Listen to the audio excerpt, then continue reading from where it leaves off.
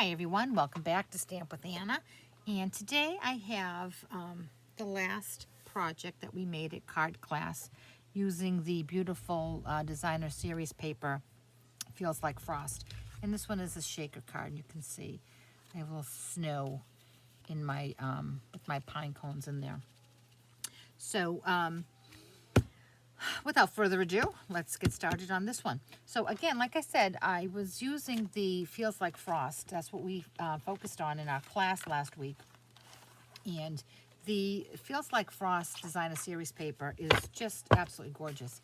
It's a package of 48, and one side of it has beautiful photographs, nature photographs. They're not drawn, they are actual photographs, and you can see you have snow scenes, you have blues in there, pinks, purples, you have frosted scenes. It's just absolutely, this is one of my favorite, absolutely gorgeous. And you can see it has the purples. And the other side of this paper is all foiled. So you have foil holly, you have foil pines, you have foil stripes and polka dots and snowflakes, and it's just absolutely beautiful no matter which side you use. The paper does come in a pack of 48. Obviously this is more than 48. I did have to stock up because I am using it for my Christmas cards, as well as I needed to have enough of the same pieces for all of the ladies at class. So I had to order up a little extra. But this is the card we're making, and let me tell you what we used for supplies. I have a piece of thick whisper white, cut 4 1/4 by 11, scored at 5 1/2. I have a piece of soft suede, which is cut at 4 1/8 by 5 3/8. And then I have a piece of my designer series paper that is cut at 4 5 1/4. And then I do have some scraps of other papers that I will tell you about when we get to it. However, first I wanted to show you how I came up with this square. Unfortunately, I don't have another piece of that exact same paper to show you what I did. But I'm going to show you this one. I'm going to bring in a different piece and show you. This here is 6 by 6 paper, and I knew that I needed 4 by 5 1/4, and I knew that I wanted that pine cone in my paper to match my pine cone in my shaker. So what I did was I cut a piece of window sheet, and I found where I wanted it. So if I was doing this one, let's see, I would probably put my shaker up here. So I want to make sure that I have enough room for a shaker. And I'd probably be looking to have something fill the bottom. So I can see this is exactly what I want on my paper, on my my project. So I would come in with a pencil. I would suggest a mechanical pencil because they have nice fine tips. And I would just draw a line. And then I would know exactly where to cut. And I would have the perfect spot for a shaker. The problem, if I had just come over and cut this at 4 by 5 1/4, come over to this corner and cut, I would have this great big piece of pine, but I think that my shaker here would overlap there and it wouldn't look that great. And then over here I would just have this empty piece of snow.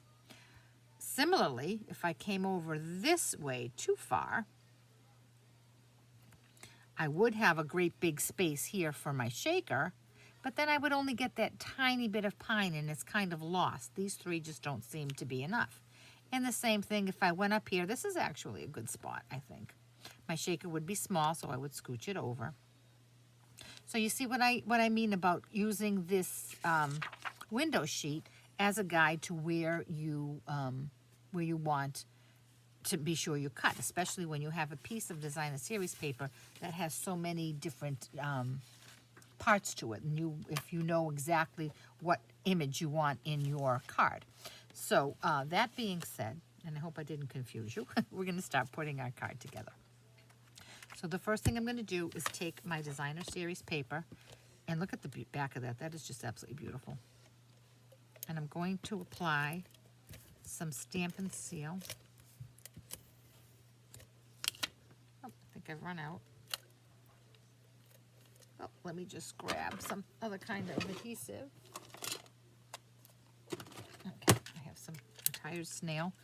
Okay, I'm going to just add a little bit of adhesive. And I'm going to attach that to my soft suede. It's a tiny little border. Okay, and then I'm going to attach that to my my card front. So I'm going to put some snail.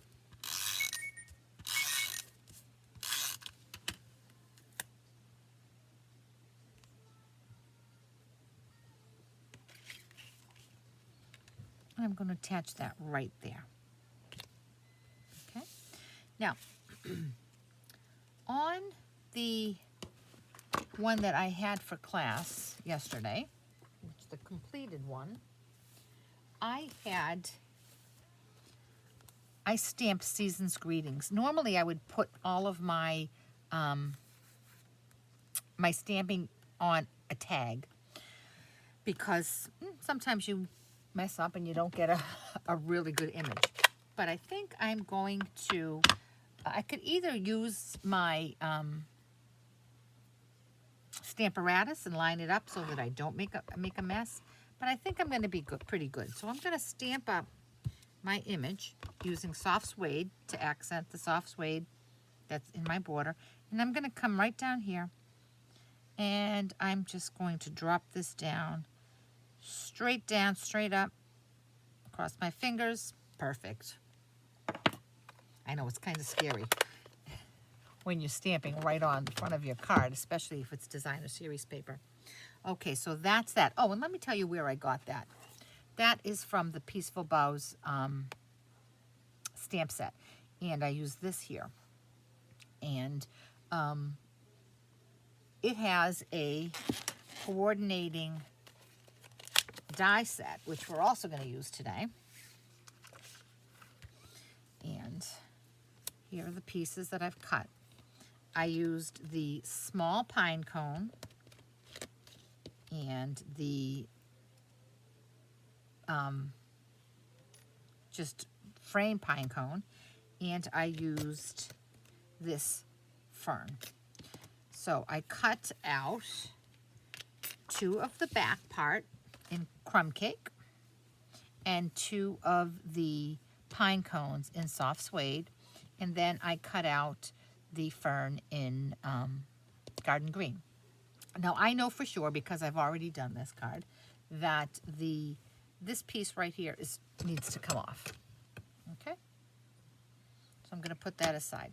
Now I'm going to put these together, and to do that I'm going to use a glue pen. This is what I like best. And normally I would say just scatter your adhesive strategically, but I need these to be as flat as possible so that my snow doesn't get lost in them. So I really, really want to make sure, especially the edges and a lot of the inside, have adhesive on them. Okay, I'm going to turn that over and I'm going to attach it to my crumb cake. And I really want to press, because I do really, really want this to be secure so that my snow sits on top of my pine cone and not behind my pine cone. So I have the second one. I'm going to do the same thing. You can see I'm getting adhesive all around the edges.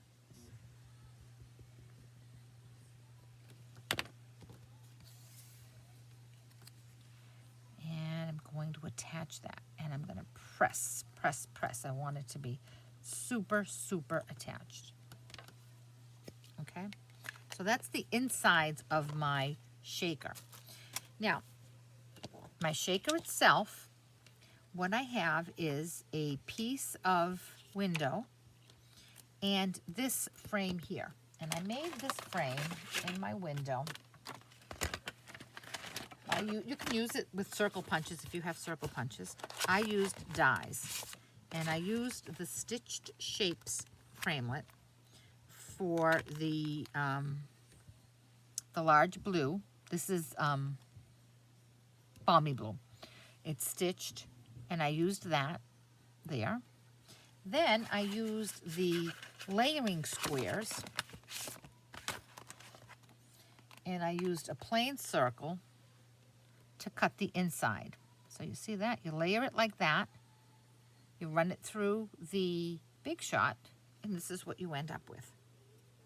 And I also used a regular square circle, next size up, to make my window sheet. My window sheet needs to be a little bigger than this hole. So this opening here is about 1 7/8, and my window sheet is 2 1/8. So you do need the window sheet to be a tiny bit bigger than the hole over here, okay? Now to keep it together, I'm going to use these foam adhesive strips, which are, when you're making shaker cards, they are a godsend. Then they come in nice strips. You get two packages, 2 layers per package. So what we're going to do is we're going to turn this over. And first we have to attach our window card to that. Oh, Jesus. Oh, there it is right there. So to do that, I'm going to use my liquid glue. And I'm going to attach adhesive right underneath that stitch there, because that's where I know my window sheet falls. And you do want to have enough liquid glue that you get a secure bond, but you don't want too much that it oozes out onto your project. Okay, so there's that. And I don't know if you can see that, but it has a window behind it, and it's nice and secure. Now I'm going to take one of my strips here. And it just peels right off. So the part that I peeled off is adhesive, and the top part of it has the backing on it. Now, when I do this, I do not want to bring my strip right up to the edge here, because then you'll be able to see it right around here, and you don't want to see it. I also don't want it right out on my outer edge, because you'll be able to see it there too. Now you can see it on this part, but it's set in a little bit. It's not as obvious. So what I used for a guideline was that stitched line. I tried to run this right underneath that stitched line. And it is nice and pliable, so you can shape it however you want. And it does make shaping it into a circle easy. Okay, oh, a little close on that one. Pull it up and reposition. Now when I get to where they meet, I'm going to come in with my snips, and I'm going to err on the side of having too much rather than not enough, because then my snow will fall out. So I'm going to cut that right there. Okay, don't waste these. Take your package and just place them right down there, and you have it when you need another tiny piece of adhesive strip. So now I have this right here. All right, and I'm going to just maneuver those so that they are right next to each other, and cut off just a tiny bit more. But like I said, your initial cut, you'd rather have more than not enough. Now we're not going to peel that backing off yet. What we're going to do now is bring in the parts that are going inside our window. And I chose to have my leaf in the background and then my 2 pine cones. I'm not going to attach them yet. I'm going to bring this back, and I'm going to dry fit it so I have an idea of where they go. If I didn't do that, I would run the risk of having these stick out past my window, and then that would defeat the whole purpose. So I'm happy with that right there. So now I'm going to attach my pieces. And again, I'm going to use my glue pen, and I want to be sure that as much as I can, I want to keep this very, very flush to the paper, because I don't want my snow that's inside my shaker to get stuck underneath this. I want the snow to be on top. Okay. Oh. That might need a little bit more.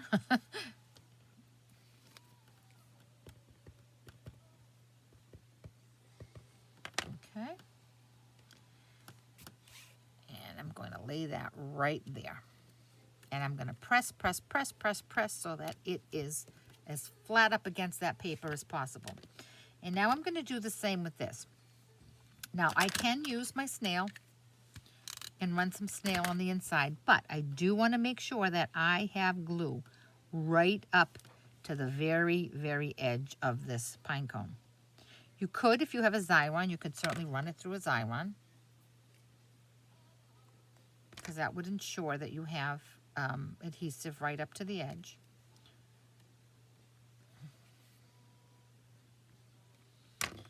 And now I'm going to put this right here, and I'm going to press, press, press, because I want it really, really, really attached to my card. I'm going to do the same with the other one. And I didn't bother to put the snail on this one because I'm just going to make sure that the outside edges are really, really adhesive. Adhesive, is that a word? And then I'm going to bring this over. Whoop, keep dropping them. And keep this over, bring this over, and press, press, press, press, press. Okay, and now I'm going to double check. Still works.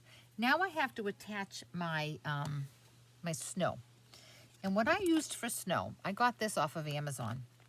Melissa Francis makes it, and it's called Mica Flakes. It's 1 ounce. You get quite a bit. You can make quite a few cards. And when I was at a craft convention not too long ago, one of the booths sold these great little spoons to use with glitter and embossing and mica and things like that. So I filled this, 2 of these is what's in that. It might be a little much, but do you really ever have too much snow? So very carefully, I'm going to take my snow and I'm going to drop it right in the center. Now, when I say very carefully, I say that because if any of this snow pops out outside the radius of this and it ends up being underneath your adhesive here, your snow is going to escape. So I'm going to make sure all my snow is tucked away, and now I'm going to come in and peel the backing off of my window, and I'm going to come in, place it where I want it, and press all around to make sure I have a secure fit. Give it a little shake and see the snow move around.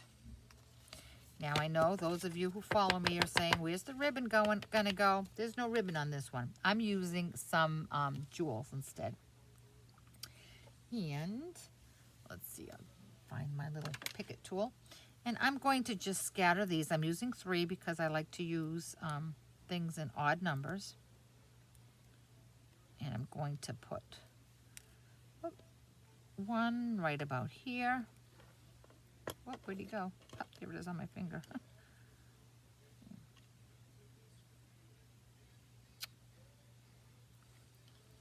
Let me try that again. I'll put 1 right there. Oh, now I have 2. I'm going to put him right there. I have another one.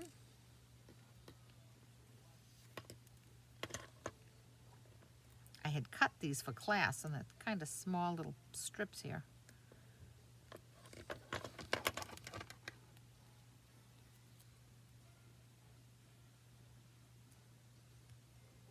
I'm going to put, all right, I'm having a real hard time with, with my pearls here, my gems here today. Let me try this again. I'm going to put one right here. And then I'm going to put my last one right about here. There we go. And there's our beautiful snowy shaker card. Now, the reason I decided to put pine cones is there is because of this little pine cone. And that's why my positioning, the position where I cut my card was very important. And that's why I had to use that, that template that I made, so that I knew that this piece here, this pine cone, was going to be in just the right spot in relation to my shaker card. And I haven't put anything on the inside, but I'll just put in a an appropriate greeting. So there we go. If you have any questions at all about this project or any of the products I used, certainly contact me, www.stampwithanna.blogspot.com, and I'll be happy to help you out. If you have any questions, I'd love to answer your questions. Thanks so much, and I'll catch you back here later. Bye-bye.